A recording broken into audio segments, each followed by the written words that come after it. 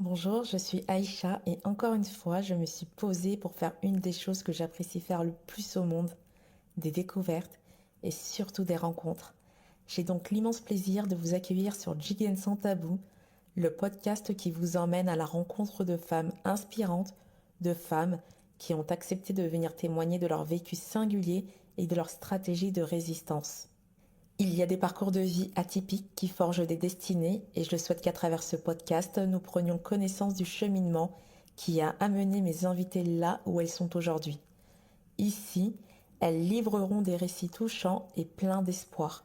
Découvrez leurs témoignages et laissez-vous inspirer. Bonne écoute.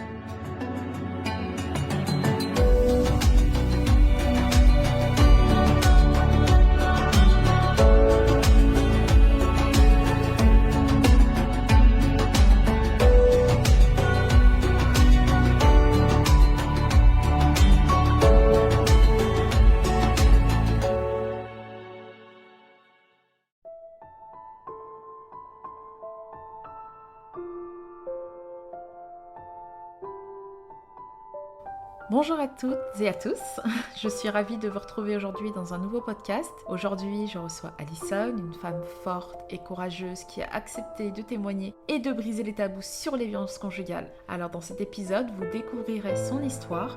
Alison nous racontera tout sans tabou, donc laissez-vous transporter par cette conversation chaleureuse et intime. Bonjour et bienvenue Alison, comment tu vas ?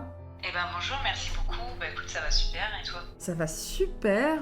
Alors, c'est un plaisir vraiment de te rencontrer, Alison. Merci d'avoir accepté mon invitation. Je suis ravie vraiment de mettre un visage sur ton pseudo. On a hâte d'en apprendre un peu plus sur toi et sur ton histoire, ton parcours. Est-ce que tu peux te présenter brièvement ? Ouais, donc écoute, moi c'est Alison. Certains me connaissent sous le pseudo de Liliantowska sur les réseaux. J'ai 32 ans, je suis une maman de 2 enfants, un garçon de 16 ans et une petite fille de 7 ans. J'ai été aide-soignante pendant 13 ans et puis ce qui m'est arrivé, j'ai arrêté de travailler, je me consacre uniquement à une association qui vient en aide aux victimes de violences conjugales. Aujourd'hui, on va parler de toi, de ton histoire. Quel message tu souhaites transmettre à travers ton témoignage ?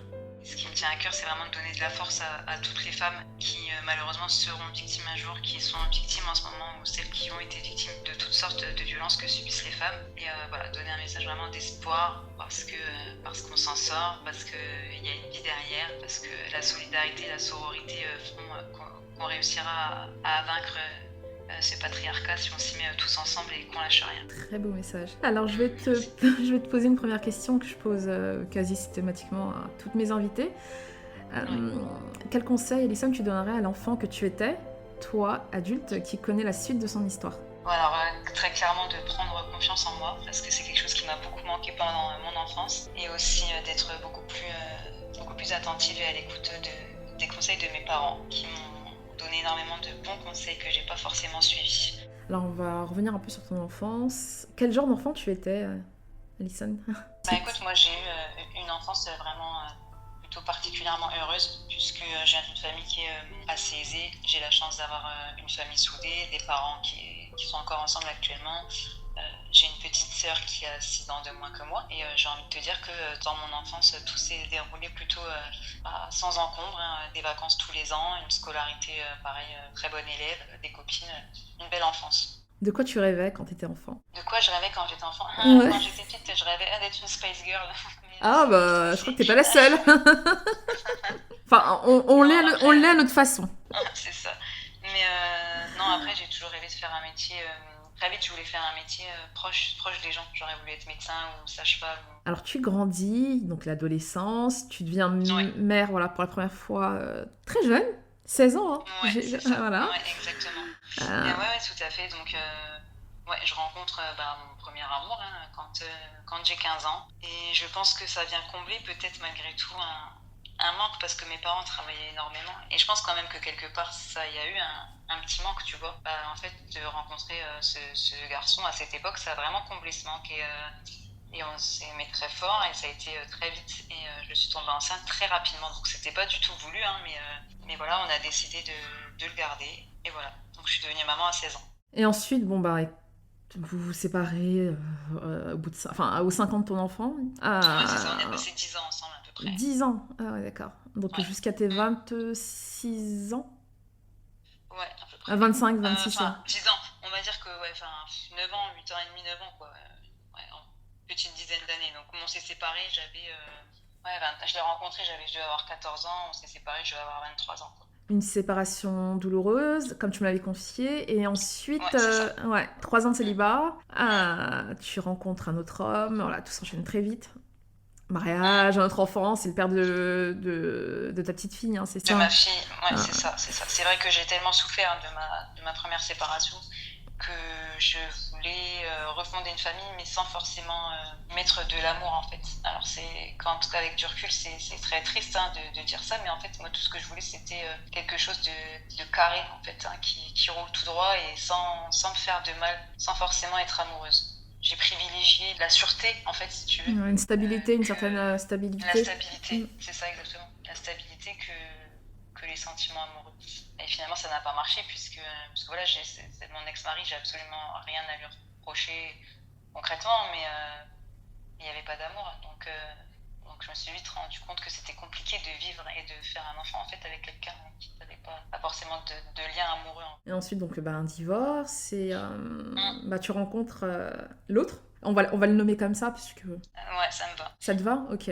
Ça s'est fait dans quelles circonstances? Et du coup, je revendais des habits de ma fille sur Facebook. Et lui cherchait à acheter des habits pour sa fille, puisqu'on avait des filles pratiquement du même âge. Et en fait, très vite, il m'a écrit sur Facebook. Au début, j'ai vite coupé court, parce que moi, j'avais plus du tout, c'était pas du tout dans mon objectif, en tout cas, de refaire ma vie à ce moment-là. Et puis, il a un peu insisté, puis après, il a arrêté. Puis, quelques jours plus tard, il m'a renvoyé un message. Alors, c'est bête, mais en me disant, prends bien soin de toi et de tes enfants. Et j'ai envie de te dire que vu la quantité de mecs qui t'envoient des messages comme ça sur les réseaux sociaux, un peu pour te draguer, machin, on m'a jamais dit prends soin de toi déjà, ni prends soin de tes enfants. Et en fait, juste ce petit message-là, ça m'a touchée. Et j'ai décidé en fait de lui répondre. Et puis après, on a commencé comme ça à converser, puis à se rencontrer physiquement. Et ensuite, ça a pris combien de temps tout ça? Avant que vous vous installiez? Ouais. En fait, tout a été très vite. On a dû parler une petite semaine. Ensuite, on s'est beaucoup appelé au téléphone parce que je travaillais jusque minuit le soir, donc on s'appelait longuement. Et puis, il a très vite voulu qu'on se voit. Donc, franchement, sur un laps de temps de 15 jours, en fait, on s'est rencontrés. Et puis, au bout de 6 mois, on s'est installés ensemble. Et c'était quel genre d'individu au quotidien? En fait, j'ai envie de dire que ce qui m'a un peu plu au début, c'était finalement tout ce qui allait être terrible ensuite. C'est-à-dire que c'est quelqu'un qui n'avait pas d'amis, donc qui sortait peu. Et ça, comparé à mes deux autres précédentes relations, c'était des hommes qui avaient beaucoup d'amis, qui sortaient beaucoup le soir, etc. Lui ne sortait pas du tout, il faisait tout avec moi. Donc c'est vrai qu'au début, c'est quelque chose qui m'a beaucoup plu, en fait, parce qu'il aimait bien même aller faire ses courses avec moi, m'accompagner à droite, à gauche. Je trouvais ça super. Il était hyper prévenant, un petit peu jaloux. C'est aussi quelque chose qui est flatteur au départ. Et en fait, très vite, tout ça s'est révélé être des traits particulièrement perverses et dangereux, finalement. Et les violences, elles ont débuté quand? Pratiquement après notre installation ensemble, il a changé pratiquement du tout au tout, parce que une fois qu'on était installés ensemble, je pense qu'il s'est dit c'est bon. Il avait la main mise, en fait, sur moi, surtout que du fait de mon déménagement, je m'étais un petit peu brouillée avec mes parents, donc j'étais un petit peu plus isolée, donc plus facile pour lui de... T'étais une proie plus facile, quoi, pour lui. Voilà, c'est ça, de tisser sa toile d'araignée. Il m'avait un peu éloignée de mes amis en me disant ouais, mais tu vois, je comprends pas pourquoi tu parles avec elle, je sais pas, elle a pas l'air d'être bien, machin, tu vois, donc... Et petit à petit, donc ça a été beaucoup de surveillance, après des insultes, et puis ça a fini par des coups, quoi. Mais tout ça très rapidement, je te dis, en 6 mois de temps, les premières violences verbales ont commencé, et 2 mois après, c'était les coups physiques. Et tu te souviens, en fait, de la première fois où il a levé la main sur toi? Alors, il y a eu plein de petites fois, en fait, où c'était, tu sais, il me mettait des petits coups de poing quand je passais, mais c'était un peu pour rigoler, il me poussait, machin, mais c'était toujours un peu sur le ton de la rigolade, en tout cas pour montrer en même temps qu'il était plus fort que moi, mais en même temps sur le ton de la rigolade. Et un soir, en fait, je suis rentrée assez tard et je devais ramener du lait pour les enfants, enfin pour sa fille en l'occurrence. Et j'avais oublié le lait. Et quand je suis rentrée, il m'a attrapée par les cheveux, il m'a jeté par terre. Donc je suis tombée sur les genoux. Il y avait mon fils qui avait 9 ans à l'époque et sa fille qui avait 2 ans, je crois. Et je me suis relevée, j'ai pas compris ce qui s'était passé, je me suis relevée, j'ai pris un coup de poing. j'étais sonnée, je me suis relevée, j'ai pris le deuxième et là je suis tombée. Et en fait, c'est les cris des enfants, les cris de mon fils et les cris de sa fille qui m'ont tenue réveillée. Et là, en fait, j'ai vu que j'avais la bouche en sang, le nez en sang, enfin, j'avais le nez cassé. Et voilà, ça a été la première scène de violence. Et tout ça, ça va durer combien de temps? Alors tout ça, donc après cette scène-là, moi, je sais pas quoi faire, j'appelle ma mère. Ouais, donc Et t'en as parlé quand même à quelqu'un à l'époque. bah, tout de suite, Tout de suite. ce jour-là, j'étais tellement choquée dans l'état que j'étais physiquement. De toute façon, je travaillais le lendemain, je pouvais pas faire, fallait que j'aille à l'hôpital de toute façon. J'ai appelé ma mère tout de suite, sauf que bah, lui, il est revenu très rapidement devant mon travail voilà, pour me dire qu'il était désolé, pleurer, bref, pendant plusieurs jours. Et puis j'ai fini par avoir de la peine et puis par céder. Et ensuite, ça a duré pendant encore 1 an et demi. Donc là, pendant 1 an et demi, j'ai rien dit parce que si tu veux, lui, il était venu s'excuser auprès de mes parents en disant qu'il recommencerait plus, etc. Et mes parents ont fini par accepter. Et donc, je pouvais pas, après, si tu veux, revenir voir mes parents et dire, bah si, vous avez raison, en fait, ça continue. Je pouvais pas faire ça. Donc, j'ai plus jamais rien dit pendant 1 an et demi. Au bout d'1 an et demi, je me suis séparée. J'ai fui, en fait, chez mes parents parce qu'en fait, ça avait jamais cessé et je savais pas comment m'en débarrasser. Donc, mes parents étaient partis en vacances et je savais, j'attendais cette date pour pouvoir aller en fait vivre chez eux et ça a été ultra compliqué parce qu'en fait ça a été un véritable cauchemar quoi. Il m'a pas lâché en fait. Nos enfants étaient dans la même école donc ils étaient là matin, midi, soir. T'as pas essayé Donc, de porter plainte Non, à ce moment-là pas du tout. J'étais pas du tout dans cette optique-là, pas du tout. Si tu veux, j'ai tenu pendant à peu près 6 mois et puis au bout de 6 mois je lui dis bah, écoute qu'est-ce que tu veux en fait, tu veux revenir alors que je veux pas de toi. Et il m'a dit, bah oui, je veux revenir, mais maintenant j'ai pris mon appart, si ça va pas, tu sais, j'irai juste à repartir, machin truc. Et donc j'ai fini par céder, ça a duré 8 mois, mais en fait ça a été 8 mois complètement catastrophiques et où de toute façon, même s'il avait son appartement, j'ai jamais réussi à m'en débarrasser non plus. Donc voilà, les violences ont continué. Une nouvelle scène de violence dans la chambre des filles, donc devant Donc nos tes filles, enfants et étaient puis, vos enfants étaient quand même témoins de toutes ces scènes-là en fait. Ah ouais. Donc lui, il avait 2 petits témoins, donc ma fille, et les 3 petites étaient dans la chambre. Et mon fils, ce jour-là, est intervenu en fait, parce qu'il était en train de me laminer par terre, donc coup de pied, coup de poing. Et mon fils s'est interposé, et ce jour-là, je me suis dit... Enfin, ils ont fait un front contre front, si tu veux. Il était prêt à taper sur mon fils, et mon fils prêt à me défendre. Et je me suis dit, là, c'est bon, c'est stop, il faut que ça s'arrête. Et donc, de là, j'ai déposé ma première plainte. Elle a été reçue comment? La première plainte, j'ai envie de te dire, elle a été reçue pas trop mal, parce que j'ai eu un policier d'une brigade spécialisée, donc qui a vraiment pris le temps de m'écouter, qui m'a cru. Et puis si tu veux, j'avais quand même à cette époque son ex-compagne qui était venue également témoigner avec moi, qui avait vécu les mêmes choses et qui vivait encore les mêmes choses, parce qu'il continuait en fait de violenter la mère de ses filles, de la harceler, etc. Donc bon, on était 2, donc si tu veux, ça avait eu quand même du poids. Et en fait, on nous a dit, il sera jugé dans 6 mois. Donc il avait fait de la garde à vue. Puis je savais qu'il allait passer au tribunal 6 mois plus tard, sauf qu'en fait, il est sorti de garde à vue, en sachant qu'il allait être jugé et en sachant tout ce que j'avais dénoncé. Mais sauf qu'en fait, t'es pas protégé. Donc c'est-à-dire qu'il est sorti de garde à vue en sachant tout ce que j'avais raconté aux policiers. Mais il était devant chez moi, quoi. En sortant de garde à vue, il était devant chez moi. Alors, en fait, ça a duré comme ça de juin jusqu'à septembre et c'était l'enfer. Tu vivais dans la terreur. En fait, tu vivais dans une terreur, mais pas possible. Mais c'était affreux. Ouais, c'était affreux. Puis comme je te dis, au départ, en plus, nos enfants étaient dans la même école. Donc moi, je me vois déposer ma fille, me cacher derrière les buissons, partir en courant, me cacher dans l'école. Enfin, c'était l'enfer. C'était l'enfer. J'ai pris un chien, on a mis des caméras.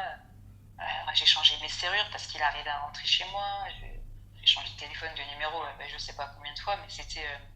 Et il arrivait toujours à te retrouver? Toujours, mais en même temps, il est dans une petite ville. Soit aller mettre la pression sur les collègues, les copines, soit pirater les comptes des administrations telles que la CAF, par exemple, et récupérer les infos. Aller carrément chez SFR, où il l'a fait, et en disant qu'il fallait absolument qu'il joigne sa compagne, qu'il avait perdu son portable, qu'il trouvait plus le numéro, que c'était urgent, que les enfants étaient à l'hôpital, machin, enfin n'importe. Et donc le mec a fini par donner le numéro. Voilà, il trouve toujours un moyen de me retrouver. À l'époque, il avait aussi utilisé un logiciel espion, une application en fait dans mon téléphone. Enfin voilà, il avait vraiment la main mise sur tout ce que je faisais. Il savait tout mon emploi du temps, mes rendez-vous. Il avait accès à tout. Donc ça a été vraiment... Je sais pas si les gens ont déjà vu le film Invisible Man. En fait, l'homme est invisible et elle est persécutée. il la lâche pas, mais en fait personne le voit, mais elle le voit. Et vraiment, quand j'ai vu ce film, je me suis dit, mais c'est exactement ça en fait. Tu sais qu'il est toujours présent, toujours derrière toi. C'est vraiment ça. Et ensuite, il se passe quoi en septembre? Donc les violences, elles continuent, ça continue, ça continue. Un jour, j'ouvre ma porte pour sortir de chez moi. En fait, il est là. Il était caché derrière une poubelle. Et bref, il rentre chez moi. Il me violente, encore une fois, me frappe. Il essaie de prendre mon téléphone. Je le gaze parce que j'avais un taser et j'avais une bombe lacrymogène. Donc je le gaze. Mon chien est là, heureusement. Donc il finit par prendre la fuite. Je retourne déposer plainte.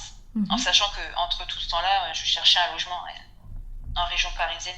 D'accord. Pour fuir, parce qu'on savait qu'à un moment donné, j'allais être obligée de fuir. Donc je vais chez mon médecin qui fait les constatations, je reviens au commissariat le soir pour déposer plainte. Et là, quand je rentre dans ma voiture, il est là, quoi. Il est 21h, je sors du commissariat, il est là. Et il ouvre ma portière et il me dit, t'as déposé plainte encore une fois, je vais te tuer, machin. Donc là, je klaxonne en me disant qu'il y a forcément un policier ou quelqu'un qui va entendre, donc il prend la fuite.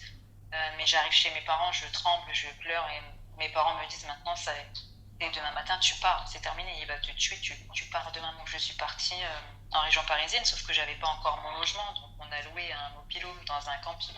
La séparation, je vais te dire qu'elle a été extrêmement douloureuse parce que je me suis jamais séparée de mon fils. Vraiment un moment très difficile pour nous deux de se séparer, même si on savait qu'on allait se revoir, on savait pas exactement quand, on savait pas exactement comment on allait s'organiser. Donc c'est vraiment pas un bon souvenir. Et puis, je suis restée quelques temps en mobil-home avec ma fille, dans un petit mobil-home de 20 mètres carrés. Et puis après, on a trouvé un logement, donc je me suis installée dans le 94. Et donc, tu continues à vivre, on va dire ça comme ça. À Paris, pas du tout. À Paris, je veux dire, j'emmène ma fille à l'école et je rentre et voilà. Tu te barricades? C'est hyper compliqué. Je me barricade et puis voilà, c'est une ville que je connais pas. Moi, tu sais, je viens d'une petite ville où j'avais vraiment mes habitudes. Ici, je connais rien, je connais personne. J'ai plus de réseaux sociaux. En fait, quand je suis partie, on avait dit avec mes parents, tu coupes avec absolument tout le monde. Tu ne donnes de nouvelles à personne parce que tu sais plus à qui tu peux faire confiance ou pas. Et puis t'as pas non plus envie de mettre les gens en danger parce que s'ils ont des infos sur toi, l'autre est susceptible d'aller leur faire la misère, tu vois. Donc t'as aussi envie de protéger les autres et de te protéger toi. Donc j'ai coupé vraiment avec tout le monde. Donc j'avais plus que mes parents, ma petite sœur.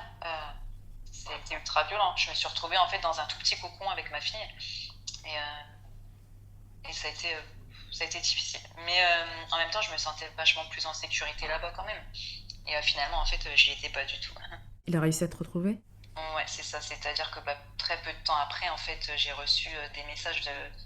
En fait, j'avais que gardé mon compte Vinted parce que du fait du déménagement, tout ça, j'avais dû vendre pas mal de fringues, machin, bref. Et j'avais reçu un message sur ce compte, sur un article que je vendais, et il me disait, c'est moi, j'ai retrouvé ton compte, je sais que c'est toi, machin. Donc je répondais pas, et jusqu'à un moment où il me dit, tiens, au fait, tu as testé ce tel restaurant, parce que moi je suis une fan des restaurants chinois. Je me dis, mais bon sang, ce nom de restaurant me dit quelque chose. Et je regarde sur internet, en fait, je vois que ce restaurant, il est situé juste au bout de ma rue, quoi. Et je me dis, mais c'est bon, il sait où je suis, en fait. Il m'a retrouvé, quoi. Et donc de là, je vais redéposer plainte en région parisienne. Et le mec, il me dit, mais vous voulez que je prenne une plainte, pourquoi? Parce que là, il n'y a pas de menace en vérité, si tu veux. Tu as testé tel restaurant, oui, il n'y a rien d'extraordinaire. En plus, c'est un compte Vinted, tu peux même pas retrouver d'où ça vient. Et après, je lui ai expliqué. Et finalement, j'ai retrouvé qu'il m'avait contacté aussi par email. J'avais 73 emails. Et donc là, le mec a compris qu'il y avait quand même peut-être un danger. Donc il m'a dit, ok, je prends votre plainte. Et puis vous serez reçu. Alors je sais plus. Mais je crois 4-5 mois après, je me suis dit, bon, laisse tomber. De toute façon, personne ne va rien faire pour moi, en fait. Ça va continuer. Donc j'ai appelé le 3919 qui m'a dit exactement la même chose. Il n'a pas de mesure d'éloignement, il n'a rien, vous ne pouvez rien faire. La seule chose à faire, c'est essayer quand vous êtes dehors, de surtout pas rester seul. Et si vous le voyez, mettez-vous à l'abri dans un magasin. Ouais, en fait, en gros, t'as été lâché, quoi, par le système. Ah ouais, non, mais t'as abandonné complètement. T'as abandonné, tu dépenses des sommes astronomiques. C'est-à-dire, un déménagement, ça coûte cher. T'armé, entre guillemets, c'est-à-dire taser, etc. Ça coûte cher. Prendre un chien, ça m'a coûté cher. Tout m'a coûté cher, en fait, pour me protéger moi et protéger mes enfants. Et vraiment, j'avais écrit, en plus, quand j'étais à Paris, j'avais fait un énorme dossier que j'ai renvoyé au procureur, où je la suppliais parce que je lui expliquais, en fait, que pendant ce laps de temps, parce que ça, je ne l'ai pas dit auparavant, ce laps de temps avant que je parte à Paris, où il était présent, ça m'est arrivé à 2 reprises d'avoir des relations sexuelles avec lui, par peur, en fait. parce qu'il savait que j'allais porter plainte et parce qu'en gros, il me laissait pas le choix, quoi. Et j'ai expliqué au procureur que j'en étais arrivée, pour moi, à me constituer pour assurer ma sécurité et celle de mes enfants. Et en fait, je voulais juste que quelqu'un me fasse ce foutu papier d'ordonnance de protection qui l'interdirait, en fait, d'être dans ce périmètre. Et si jamais il venait là, voilà, j'aurais pu appeler la police. Et non, j'ai jamais eu de retour de tout ça, en fait. J'ai jamais eu de téléphone, grave danger à ce moment-là. En tout cas, je devais juste attendre ce jugement qui devait arriver en décembre, mais qui arrivait pas, quoi. Enfin, je comptais les heures, quoi. Et puis oui, il a fini par me retrouver et par rentrer dans mon appartement. Donc, j'ai eu beaucoup de chance, c'est que ma fille n'était pas là parce qu'elle était chez sa tata qui habitait aussi en région parisienne. Donc, il m'avait pris mes clés, mon portable, et voilà. Et il m'a dit, je reste là, en fait. Et si tu veux, la journée... Donc, il s'est installé. Il s'est installé. En fait, au début, il voulait voir. Il me dit, je veux voir comment t'es installé, si tu vas bien. Et puis en même temps, je veux voir si t'as pas d'autres mecs dans ta vie. Et puis en même temps, je vais rester là parce qu'après tout, à cause de toi, en décembre, je vais être jugée. Donc, la moindre des choses, ce serait quand même jusqu'au mois de décembre, de rester en couple avec moi, quoi. Donc, si tu veux, la journée, ça se passait bien. Alors, certains ont du mal à comprendre, mais en fait, quand tu sais que ta vie, elle est en danger, tu fais comme si tout allait bien, en fait. Tu t'opposes pas. Moi, j'avais pas de portable, j'avais pas de clé, je connaissais personne en région parisienne. J'ai rien dit, en fait, si tu veux. Je me disais, fais le moins de vagues possible pour pas l'énerver, pour que ça se passe bien. Et la journée, ça se passait bien, mais en fait, tous les soirs, il y avait des viols, en fait. Et le lendemain, ça repartait comme si de rien n'était, comme si on était un couple normal. Voilà, quoi. Ça a duré 4 jours. Ma fille est revenue au bout du 3e. Voilà, quand sa tata est venue, pareil, j'ai fait comme si de rien n'était. J'ai récupéré ma fille en bas du bloc et j'ai rien dit. Elle était pas au courant qu'il était là, quoi, en fait. Non, mais elle était même pas au courant de toute l'histoire du tout, si tu veux. D'accord. Mon ex-mari n'avait pas du tout raconté cette histoire. Enfin, mes ex-belles-sœurs n'étaient pas du tout au courant de tout ça. Donc non, j'ai rien dit. Et puis le dernier soir, il recommence, il me redemande encore une relation sexuelle que je refuse. Et là, il s'énerve et il me dit, mais je comprends pas. Il me dit, tout le monde te passe dessus. Et moi, tu veux plus. Et je lui ai répondu, mais en fait, tout le monde, je préfère avoir la terre entière qui me passe dessus plutôt que toi. Il a changé de regard. Hein. Je l'ai vu se transformer et là, il m'a étranglée, en fait. Il m'a étranglée. Donc, j'étais sur le canapé, ma fille dormait. Et je me suis dit, ma fille, en fait, demain matin, elle va me retrouver morte ici, quoi. Je vais crever là, entre ses mains et sur mon canapé pourri, dans mon petit appartement. Et ma fille, elle va me retrouver là demain matin, quoi. Et en fait, à un moment donné, si tu veux, je commençais à baver. Dans ma gorge, j'ai eu un drôle de bruit. Et j'avais plus de son, en fait, qui sortait de ma gorge. En fait, je pouvais plus du tout émettre de son. Et je pense qu'il a pris peur. Il est revenu à lui, je sais pas. Et donc, de là, il m'a mis de l'eau sur le visage. Il m'a dit, allez, ça va aller. Il a été me coucher, il m'a dit t'inquiète pas, je veille sur toi, enfin tu sais le Oui, truc. bien sûr. Voilà, quoi. On peut dire que c'est une tentative de meurtre. Ça a été requalifié en violence aggravée parce que ça a été estimé que s'il avait vraiment voulu me tuer, il m'aurait tué. Alors voilà, c'est pas encore passé en procès, donc moi mon avocate va essayer que ce soit requalifié en tentative de meurtre puisque nous on estime que c'est ça. Mais pour l'instant on part au procès avec violence aggravée en récidive du coup. Parce que nous, on estime qu'il ne pouvait pas savoir en fait à quel moment j'allais mourir ou pas. Donc, quand tu étrangles quelqu'un, en fait, tu peux le tuer très rapidement en fait, hein, si tu serres fort. Donc voilà. Et le lendemain, j'ai dit il faut vraiment que je trouve une solution pour sortir de cet enfer, quoi. Surtout que j'avais récupéré ma fille et que je ne voulais pas qu'elle soit là-dedans. Oui. Donc, je lui ai dit écoute, je dois aller rendre à mes parents visite ce week-end et si je leur donne pas de nouvelles, ils vont s'inquiéter, ils vont venir. Donc il me dit ok, pas de souci, on repart donc dans notre ville, hein, parce qu'on habite la même ville comme mes parents. Donc on a repris la route, je l'ai ramené chez lui, il m'a dit surtout quand tu repars de chez tes parents dimanche, tu me reprends, je reviens avec toi à Paris. Donc bien sûr je lui dis ouais, pas de souci, je reviens te chercher, t'en fais pas. En fait pas du tout, donc mes parents je leur ai encore une fois rien dit. Je suis rentrée chez moi à Paris, mais je me suis aperçue qu'il me manquait un double de clé. Et en fait, il m'avait volé un double de clé. Et le lundi, ça n'a pas loupé, en fait. Donc, le lundi, je suis allée aux urgences faire constater mes blessures, puisque, évidemment, j'avais des marques de strangulation, des bleus, etc.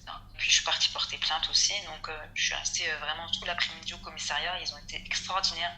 Ils ont vu à quel point il y avait des défaillances, en fait, dans mon dossier. Ils ne comprenaient pas que je ne sois pas protégée. ils estimaient que j'étais en grand danger. Et puis, donc le soir, je suis rentrée chez moi, j'ai été chercher ma fille à l'école, etc. Et là, j'ai entendu un clic dans la serrure. Sauf que moi, mes clés, tu sais, des fois, les clés, elles peuvent bloquer. Sauf que moi, mes clés, elles bloquaient pas derrière. Donc là, j'essaie de tenir la porte de toutes mes forces. Ma fille est venue m'aider. J'ai appelé la police. Heureusement, comme je venais d'aller déposer plainte, ils étaient tout à fait au courant de l'histoire. Donc, ils sont arrivés très, très vite. Lui avait pris la fuite. Et de là, donc, moi et ma fille, ils nous ont mis dans un hôtel. Puis ils nous ont placés dans un foyer d'accueil d'hébergement d'urgence pour nous mettre à l'abri. Et il y a un mandat d'arrêt qui a été lancé contre lui. Donc en fait, il a été dans la semaine, il a été arrêté, placé en garde à vue et placé en détention. Et depuis, il est en détention, il est ressorti pendant 6 mois, mais pendant 6 mois, il a recommencé son harcèlement, ses menaces. Tout le long de sa détention, il n'a pas arrêté de toute façon. Et là, il est en détention, il y a un procès qui est prévu, c'est ça ? Ouais, donc là, il est retourné en détention en septembre pour violation de son contrôle judiciaire. Et il y a un jugement, donc un procès aux assises qui est prévu pour en décembre, janvier, si tout va bien. Et toi, aujourd'hui, comment tu te sens ? Ça va beaucoup mieux. Aujourd'hui, je m'investis beaucoup près d'autres femmes et je pense que ça m'aide beaucoup. Parce que toi, ta reconstruction, elle est passée par quoi, en fait ? Moi, je pense que ma reconstruction, elle passe beaucoup par ça. Elle passe beaucoup par le fait de m'engager. Par le milieu associatif. En fait. Ok, d'accord. On va en parler. Et du coup, l'association, alors c'est laquelle exactement ? Donc, c'est la Fédération nationale des victimes de féminicide. Donc, en fait, moi, si tu veux, j'étais très active déjà sur les réseaux sociaux. Moi, toute seule, en fait, souvent, quand je voyais des posts, quand je voyais des victimes, j'essayais toujours de donner des petits conseils, de répondre à des questions, etc. Et sur les réseaux, en fait, j'ai fait la connaissance de la présidente de cette association. Et voilà, et petit à petit, donc, parce que j'ai rencontré aussi compagnon avec qui je suis actuellement et qui lui aussi voulait s'engager auprès de l'association, m'a un peu poussé à le faire en me disant que c'était fait pour moi, entre guillemets, que ça me ferait du bien, et effectivement il avait raison. Donc je me suis engagée dans cette association et je suis devenue vice-présidente. Et c'est quoi les objectifs de cette association ? Alors de base, l'association elle a été créée pour venir en aide en fait aux victimes de familles de féminicide, parce que c'est vrai qu'il n'y a rien en fait pour les familles de victimes, alors que c'est tout un combat judiciaire qui les attend. Il y a encore des gros dysfonctionnements, notamment dans la prise en charge des orphelins, de mères et parfois de pères, parce qu'on a souvent des pères qui se suicident après avoir tué leur compagne. De toute façon, ils sont incarcérés, donc les enfants sont orphelins. Il y a les problèmes des jeunes majeurs. Il y a énormément de difficultés que rencontrent ces familles et elles n'avaient vraiment aucun accompagnement. Donc, de base, l'association est destinée à ça, mais il y a eu le confinement, etc. Et en fait, on a été sursollicité par des femmes directement victimes de violences. Donc, on s'est vraiment élargi à ça. Et aujourd'hui, donc, on a un pôle juridique. Donc, on travaille avec des avocates. Donc, on vient en aide aux victimes. On a un pôle psychologique, on travaille avec des psychologues. D'accord. On a un pôle qui est tout ce qui est prévention, sensibilisation, donc auprès d'un très large public. Et puis on a un pôle, donc, je te dis, d'accompagnement des familles. Ça peut aller aussi dans les accompagnements au procès. Et puis on travaille aussi beaucoup sur des projets de loi, sur des groupes de travail avec le gouvernement, etc. D'accord. Et vous êtes situé où ça ? Alors en fait c'est national, donc le siège est à Rennes. D'accord. Mais nous on est dispatchés un peu partout. Moi je suis dans la Marne, après il y a d'autres référents, tu vois, il y a des référents dans l'Oise, des référents en région parisienne. Voilà. Donc là on espère s'élargir. D'accord. Mais c'est vrai qu'on fonctionne beaucoup en fait finalement par les réseaux, par téléphone, etc. Et c'est pour ça qu'on travaille vraiment étroitement avec d'autres associations de terrain, pouvoir accompagner plus globalement les victimes, quoi. Si tu veux, nous on fait une première écoute et une première réorientation des victimes. Voilà en gros comment on travaille. Et on peut vous retrouver sur les réseaux sociaux, c'est ça ? Ah oui, on est sur tous les réseaux, ouais. On est partout.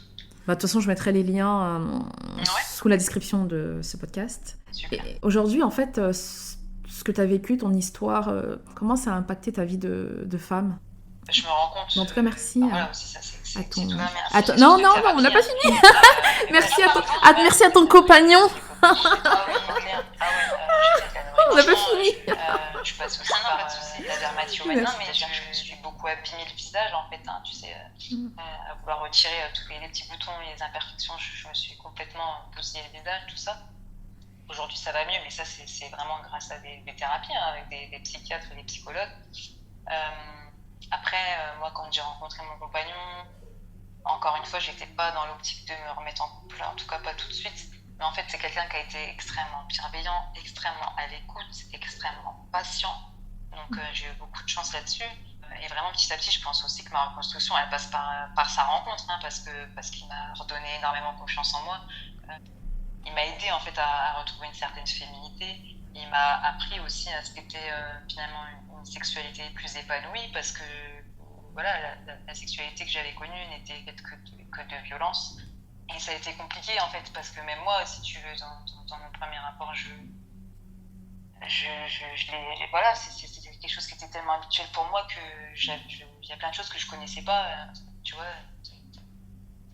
dans une sexualité plus douce en fait. Donc ça m'a beaucoup aidé. Et puis voilà, puis aujourd'hui, le fait d'aider d'autres femmes, ça me donne énormément de force et de confiance en moi, de rencontrer des gens à travers l'association, d'entendre, tu vois, par exemple, d'échanger avec toi aujourd'hui, d'échanger avec d'autres femmes, d'entendre d'autres parcours.